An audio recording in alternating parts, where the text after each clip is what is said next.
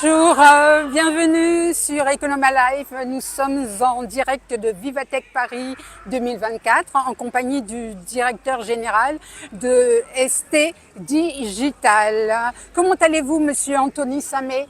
Bonjour, merci, je vais très bien. Comment s'est passée votre venue à Vivatech depuis les préparatifs jusqu'à votre arrivée ici? Alors c'était tumultueux parce que nous avons dû nous organiser sur le plan logistique. Nous avons plusieurs collaborateurs qui sont venus en France, il a fallu s'organiser. Nous avons dû à distance préparer le stand et préparer le maximum de rendez-vous possibles pour maximiser le retour sur investissement de notre participation à cet événement. Que signifie alors ST Digital? Alors le nom ST Digital signifie solution de transformation digitale. C'est notre ADN, c'est vraiment autour de la transformation digitale. Notre mission, c'est accompagner la transformation de nos clients. Très bien. Quels sont les services que vous proposez à Vivatech 2024? Alors nous proposons à Vivatech 2024 notre service phare qui est celui du cloud 100% africain. C'est une offre de services d'hébergement d'applications et de données à partir de data centers basés en Afrique. Très bien. Quels sont les types de clients que vous visez à Vivatech? Alors à Vivatech, nous essayons de nous tourner vers des sociétés européennes, des sociétés mondiales qui souhaiteraient développer la destination Afrique. Ça veut dire adresser des clients potentiels en Afrique à partir de nos data centers. Donnez-moi vos impressions. Quels sont vos objectifs visés par ST Digital à Vivatech? Alors, à Vivatech, nous avons des objectifs à différents niveaux. Le premier objectif, comme je le disais, c'est nouer des contacts avec des potentiels partenaires et clients. Et puis, le deuxième objectif, c'est un objectif de notoriété, parce que nous restons une petite entreprise qui a un déficit de notoriété à combler. On a remarqué qu'il y a la présence de plusieurs pavillons africains comme la Tunisie, le Sénégal, la Côte d'Ivoire. Cela ne vous pénalise-t-il pas d'être regroupé dans une délégation camerounaise? Alors, nous sommes une entreprise panafricaine. Nous avons des bureaux en Côte d'Ivoire, nous avons des bureaux au Gabon, nous avons des bureaux au Togo. Donc aujourd'hui, nous étions plutôt heureux que la Côte d'Ivoire ait un pavillon parce que ça nous a permis de nous arrimer à ce panneau, à ce pavillon-là. Maintenant, on aurait aussi souhaité, parce que je suis d'origine camerounaise, que le Cameroun aussi ait son pavillon, ou le Gabon, ou le Congo, pays dans lesquels nous sommes présents. Et qu'en est-il aujourd'hui de cette délégation camerounaise alors? Alors, il y a une délégation Qui avait été camerounaise qui était d'entrepreneurs, d'entreprises qui sont venus par eux-mêmes, mais il n'y avait pas un pavillon officiel de l'État camerounais. Très bien. Vous avez reçu la visite remarquée de M. Ibrahim Khalil Konaté, le ministre de la Transition numérique et de la digitalisation, ainsi que M. Mamadou Touré, le ministre de la Jeunesse, de l'Emploi des Jeunes. Qu'est-ce que cela évoque pour vous, vous qui êtes un jeune, la transformation du digital?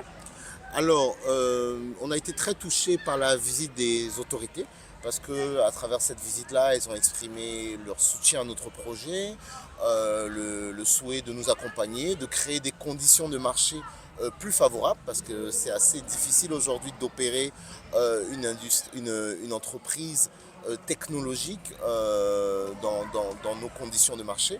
Donc on a été très touchés par la présence de ces aînés, de ces autorités à notre stand. Très bien entendu.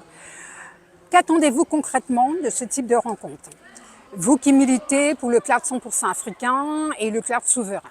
De façon très concrète, nous attendons un meilleur cadre légal. Ça veut dire des lois favorisant la gestion des données personnelles des citoyens d'un pays dans leur pays.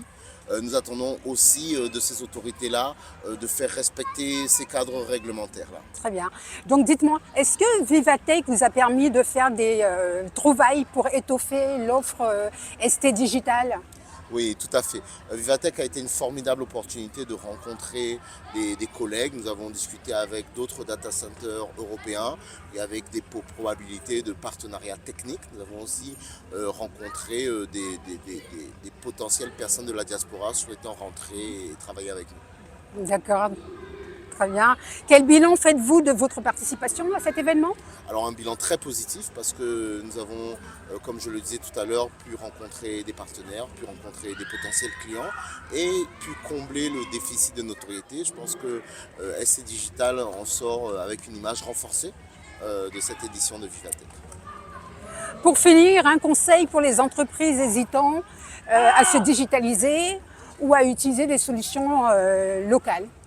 Alors, plus qu'un conseil, je dirais que la transformation digitale est une opportunité pour améliorer sa productivité, sa compétitivité, mais elle peut aussi être une menace si on ne change pas, si on n'adopte pas et on n'embrasse pas le courant de nouveautés.